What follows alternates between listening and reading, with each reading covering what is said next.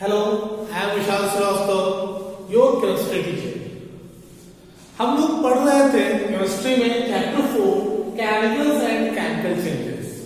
हम लोग chemicals and chemical changes में लगभग सभी कुछ पढ़ चुके थे। अब लास्ट टॉपिक पे थे हम लोग पिछले क्लास में पढ़े थे केमिकल चेंज में क्या क्या प्रॉपर्टीज होते हैं केमिकल चेंज के, इसके बारे में पढ़े थे। ठीक है, हमने पढ़ा था जब भी केमिकल चेंजेस होते हैं या कोई केमिकल रिएक्शन होता है तो क्या क्या चेंजेस हो सकते हैं। ठीक है, इसके बारे में हम लोग चेंजेस एनर्जी बताए थे, thermic reaction, endothermic reaction, change colour में चेंजिंग होते हैं, गैस इवॉल्व होता है, प्रेसिपिटेशन प्राप्त होता है, मतलब सॉलिड प्राप्त हो जाते हैं। फिर हम लोग केमिकल चेंजेस हमारे एवरीडे लाइफ में क्या असर करता है, किस तरह से देखने को मिलता है, इसके लिए हम लोग बताए थे रस्टिंग, जो आयरन पार्ट में रस्ट होता है, रस्टिंग के बारे में बताए थे। फिर हम लोग नेक्स्ट टॉपिक पढ़े थे ब्राउनिंग के बारे में, कि बहुत सारे अगर फ्रूट्स को या वेजिटेबल्स को आप कट करके कुछ समय तक छोड़ देंगे तो उसमें ब्राउनिश कलर लग जाता है। ठीक है, उसके ऊपर एक लेयर चढ़ जाता है, वो क्या कहलाता है, ब्राउनिंग कहलाता है। ठीक है,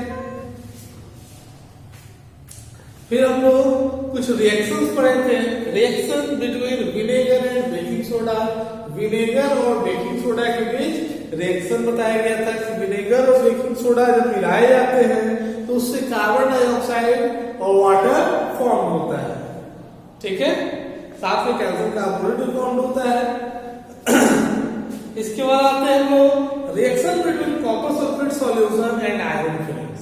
जब हम लोग कॉपर सल्फेट सॉल्यूशन और आयरन फिलिंग्स को एक साथ रिएक्ट कराते हैं, आयरन फिलिंग का मतलब क्या होगा, लोहे की किल, लोहे का किल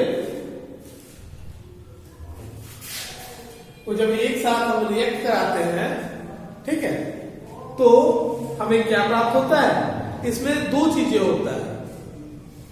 एक तो कलर चेंजेस होते हैं, जब हम आयरन को कॉपर सल्फेट के साथ रिएक्ट कराते हैं, इस आयरन का क्या होता है, अगर इसको एग्जांपल समझें तो आयरन का होता है Fe plus CuSO4 copper sulphate.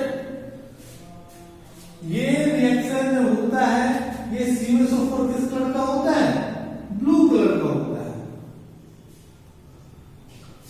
ठीक है, रिएक्शन के बाद ये SO4 चला जाता है Fe के साथ, FeSO4 बन जाता है।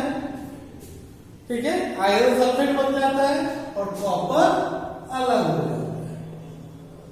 कॉपर क्या होता है, अलग हो जाता है। और ये जो आयरन सल्फेट है इसका कलर कैसा हो जाता है, ग्रीन हो जाता है। ये आपका हो जाता है ग्रीन। ठीक है, तो यही देखते हैं कि अगर हम लोग आयरन को कॉपर सल्फेट के सॉल्यूशन में डालते हैं तो क्या बन जाता है, आयरन सल्फेट बन जाता है और कॉपर अलग हो जाता है। ये भी रिएक्शन दिखाया गया था केमिकल चेंज का। फिर हम लोग केमिकल चेंज का एक एग्जांपल ये भी है, बर्निंग कैंडल। अगर किसी कैंडल को हम लोग जलाते हैं तो वो भी क्या कहलाता है, केमिकल चेंज कहलाता है। A burning candle is an example of chemical change. During this change, क्योंकि इस चेंज के कारण wax molecules burn with oxygen to produce carbon dioxide and water. Wax क्या होते हैं, बर्न होता है, जलता है ऑक्सीजन के साथ मिलकर, और क्या प्रोड्यूस करता है, कार्बन डाइऑक्साइड और वाटर फॉर्म करता है, वाटर प्रोड्यूस करता है। इसलिए कैंडल का जलना भी केमिकल चेंज है, नॉट अ फिजिकल चेंज। क्या है, केमिकल चेंज है। ये चीजें आपसे पूछा जा सकता है। इसके बाद अब हम लोग को पढ़ना है फिजिकल चेंज के बारे में। फिजिकल चेंज क्या है, ठीक है, तो हम लोग आते हैं next topic, physical change.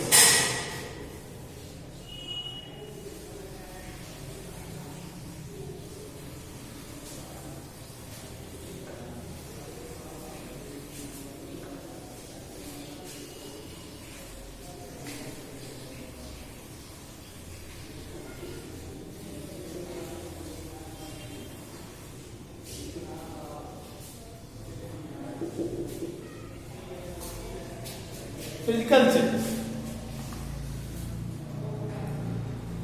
Some changes in nature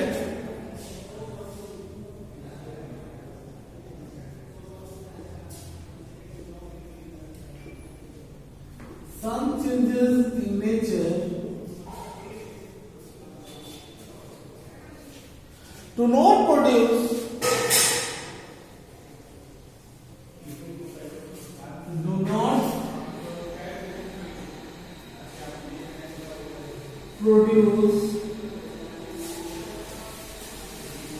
any new substance.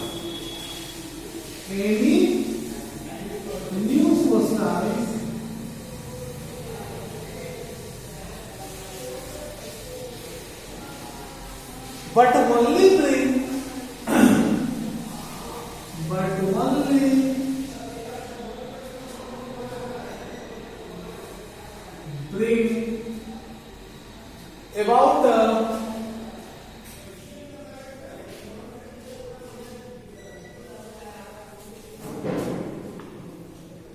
about the change in the shape, color, size,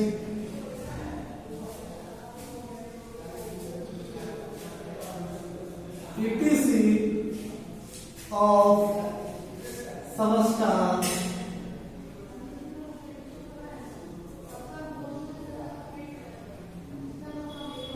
of substance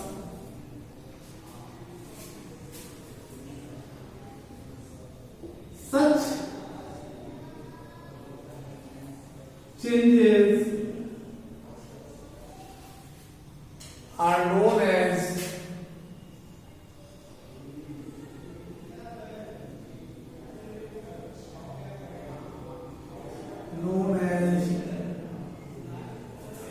physical change.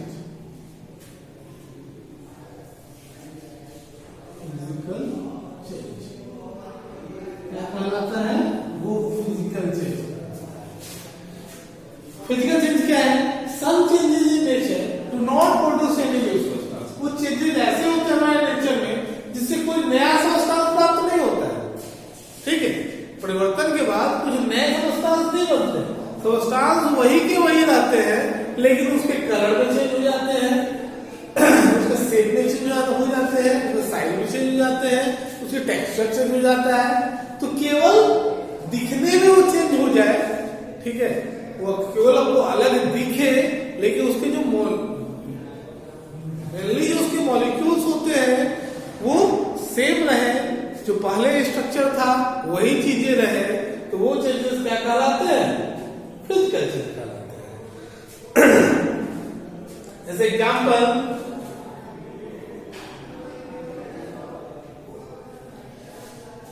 the process of melting of ice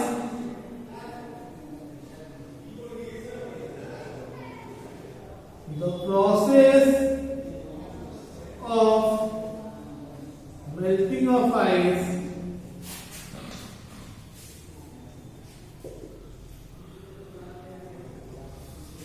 process of melting of ice is an example of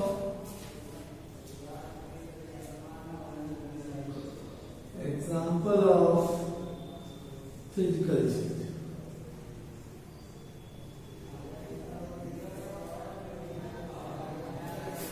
ठीक है, अगर आप example देख लीजिए, melting of ice जो है वो क्या है? Physical change. क्यों है फिजिकल चेंज? क्योंकि हम लोग आइस को, अगर आइस क्या है? सॉलिड. आइस को अगर हम मेल्ट कर देते हैं, ठीक है, तो वो क्या बन जाएगा? लिक्विड बन जाएगा. लिक्विड में हो जाएगा, लेकिन वो रहेगा वाटर मॉलिक्यूल्स ही. आइस भी है तो वाटर मॉलिक्यूल्स ही है, और वो वाटर में चेंज हो गया तब भी वो वाटर मॉलिक्यूल्स है. तो ये केवल उसके स्टेट में, उसके अवस्था में परिवर्तन हुआ, मूल चीज जो था वो वही है. तो इसको क्या कहेंगे? फिजिकल चेंज कहेंगे. ठीक है, इसके बाद इसके और एग्जाम्पल्स हम देखेंगे. क्रिस्टलाइजेशन. ठीक है, एक और एग्जाम्पल देखेंगे हम। अब हम लोग क्या पढ़ेंगे, क्रिस्टलाइजेशन पढ़ेंगे। ठीक है, तो आते हैं क्रिस्टलाइजेशन पे।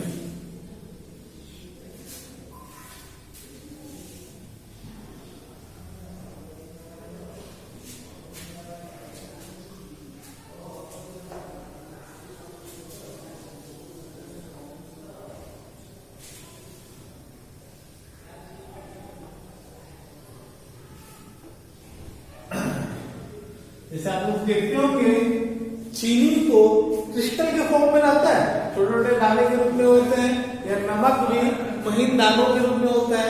तो ये किसी भी चीनी को, नमक को, इन सबको क्रिस्टल के फॉर्म में चेंज करना क्रिस्टलाइजेशन करना। तो आते हैं हम लोग इस टॉपिक पे भी, crystallisation.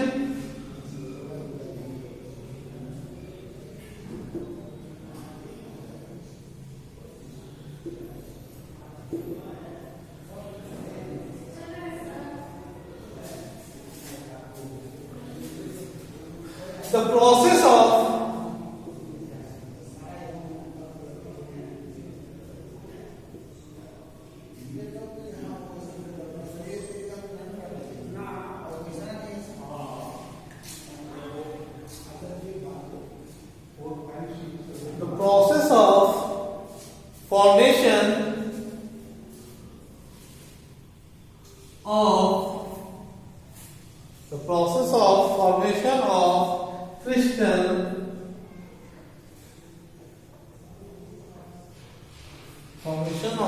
crystal is known as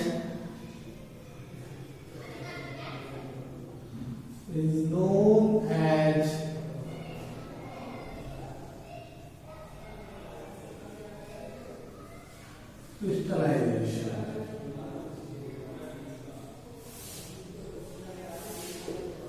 ठीक है, क्रिस्टल के फॉर्म में जो चेंज करने का प्रोसेस होता है उसे हम लोग क्या कहते हैं, क्रिस्टलाइजेशन कहते हैं। The process of crystallisation is an example of physical change. ये जो है ये भी फिजिकल चेंज है। The process of crystallisation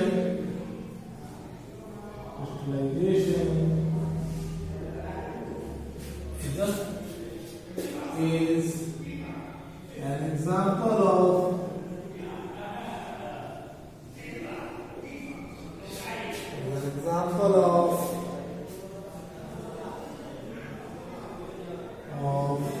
physical change।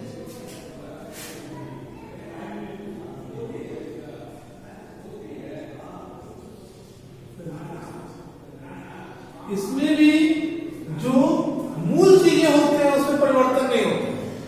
ठीक है, जो नमक रहेगा वो नमक ही रहता है, या जो चीनी रहेगा, शुगर रहेगा, वो शुगर ही रहेगा। बस उसके साइज में, उसके टेक्सचर में अलग कर दिया जाता है। उसका जो मेन प्रॉपर्टीज है वो चेंज नहीं होता है। ठीक है, अगर आपको जो सॉल्ट फॉर्म हो रहे हैं वो महीन दानों, ठीक है, अगर फॉर्म हो रहा है तो उसको आप लोग क्या कर देते हैं, हम लोग क्रिस्टलाइज कर देते हैं। ये एक प्यूरिफिकेशन का तरीका है। क्रिस्टलाइजेशन भी एक प्यूरिफिकेशन का तरीका है जिससे हमें एक शुद्ध मटेरियल प्राप्त होते हैं। तो आते हैं हम लोग इसका एक एग्जांपल कि हम लोग साल्ट का क्रिस्टलाइजेशन कैसे करते हैं। ठीक है, क्रिस्टलाइजेशन समझ गए। The process of formation of crystal is known as crystallisation. Crystal का फॉर्मेशन होने की जो विधि होती है उसे हम लोग क्रिस्टलाइजेशन कहते हैं।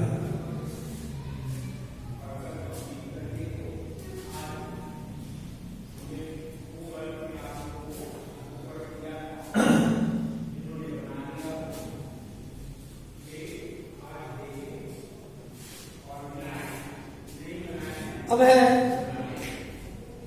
एक टॉपिक है इसका, सेपरेशन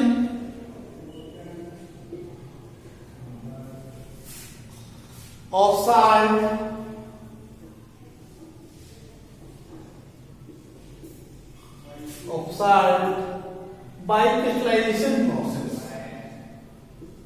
by crystallization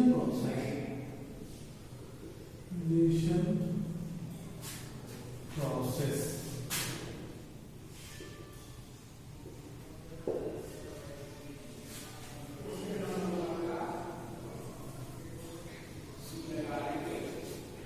ठीक है, हम लोग साल्ट का सेपरेशन कैसे करते हैं क्रिस्टलाइजेशन प्रोसेस से?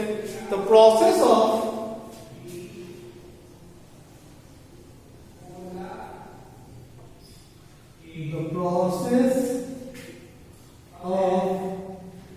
evaporation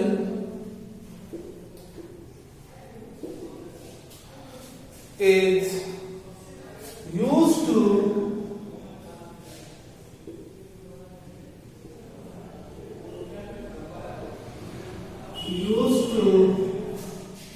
obtain common salt.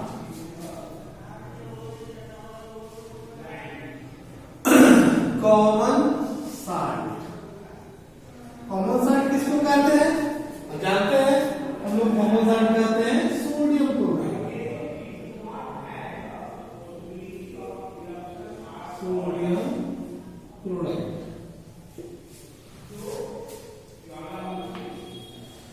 From sea water, किससे बनता है ये? From sea water. आपको पहले भी समझाया जा चुका है कि समुद्री पानी से, सी वाटर से हम लोग नमक का फॉर्मेशन करते हैं, सॉल्ट बनाते हैं, कॉमन सॉल्ट बनाते हैं। वही सॉल्ट जो हम लोग खाने में यूज करते हैं वो कहां से प्राप्त होते हैं? सी वाटर से प्राप्त होते हैं। Which has a large amount of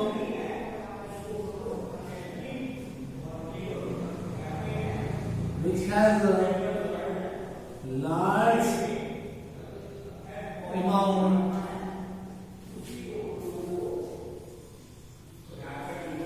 amount of salt dissolved in it.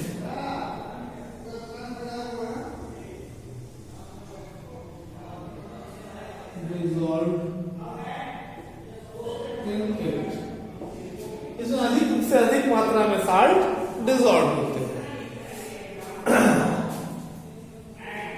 The salt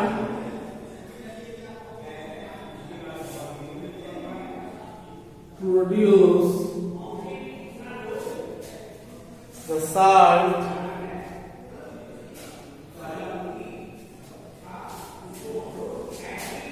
obtained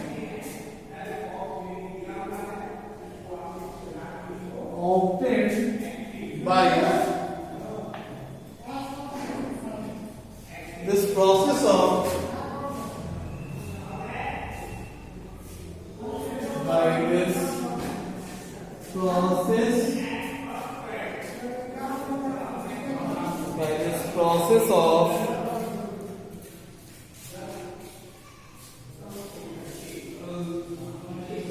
consists of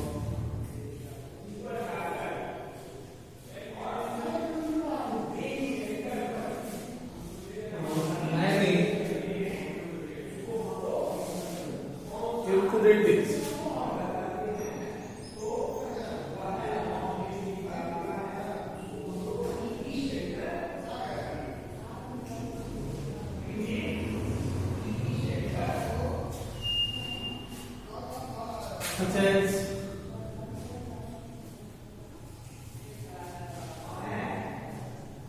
Such as sand, magnesium chloride,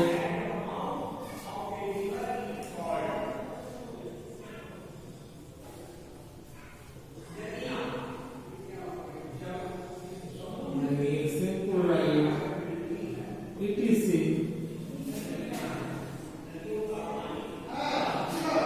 The impure salt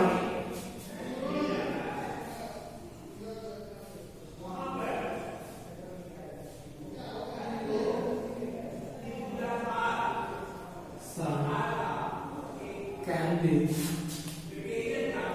purified by the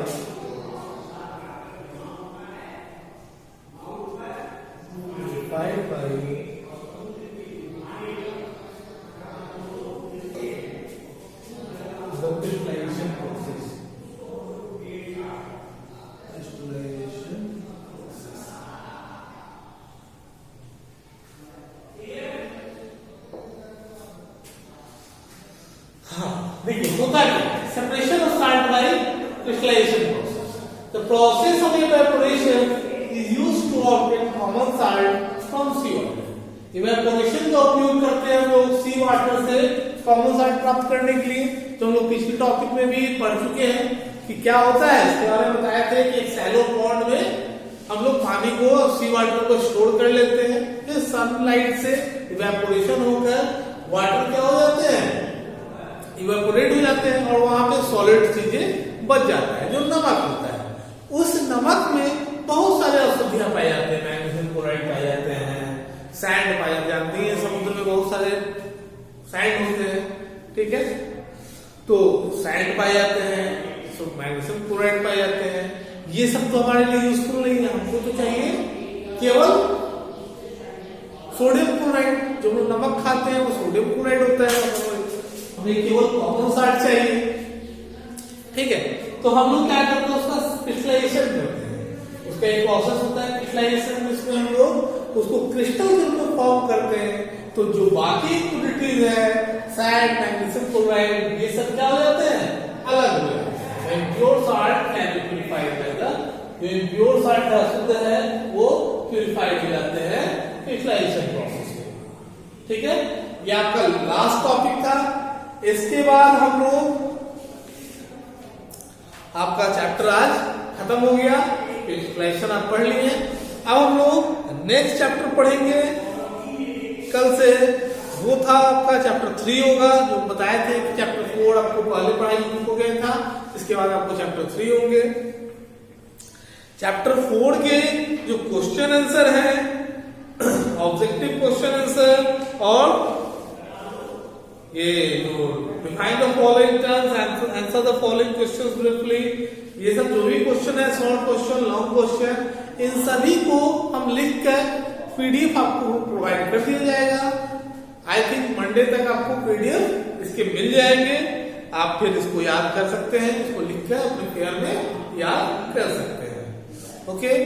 और जो आप लोगों को असाइनमेंट प्रोवाइड हुई है, अगर असाइनमेंट में कोई भी प्रॉब्लम आता है, आप लोगों को बनाने में कोई दिक्कतें आते हैं, तो आप लोग हमें कांटेक्ट कर सकते हैं। ये मेरा नंबर है, आप इस पे कांटेक्ट कर सकते हैं। आप कोई प्रॉब्लम्स व्हाट्सएप भी कर सकते हैं, आप पूछ सकते हैं कि असाइनमेंट बनाने में कोई तरह की दिक्कतें आपको होते हैं, ओके। Thank you.